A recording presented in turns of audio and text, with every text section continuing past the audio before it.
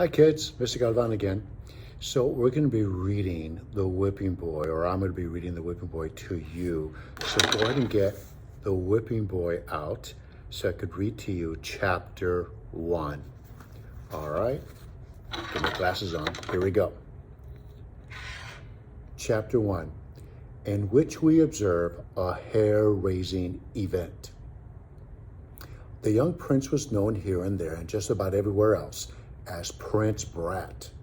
Not even black cats would cross his path. One night, the king was holding a grand feast. Sneaking around behind the lords and ladies, Prince Brat tied their powdered wigs to the backs of their oak chairs. Then he hid behind a footman to wait. When the guests stood up to toast the king, their wigs came flying off. The lords clasped their bare heads as if they'd been scalped. The ladies shrieked, "Ah!" Prince Brat, he was never called that to his face, of course, tried to keep from laughing. He clapped both hands over his mouth, but out it rippled, a cackle of ha-has and he-he-he's. The king spied him, and he looked mad enough to spit ink. He gave a furious shout. "Fetch the whipping boy!" Prince Brat knew that he had nothing to fear. He had never been spanked in his life. He was a prince, and he was forbidden to spank, thrash, cuff, smack, or whip a prince. A common boy was kept in the castle to be punished in his place. "Fetch the whipping boy!" The king's command traveled like an echo from guard to guard, up the stone stairway to a small chamber in the drafty north tower. An orphan boy named Jimmy, the son of a rat catcher, roused from his sleep. He'd been dreaming happily of his ragged but carefree life before he'd been plucked from the streets and sewers of the city to serve as a royal whipping boy.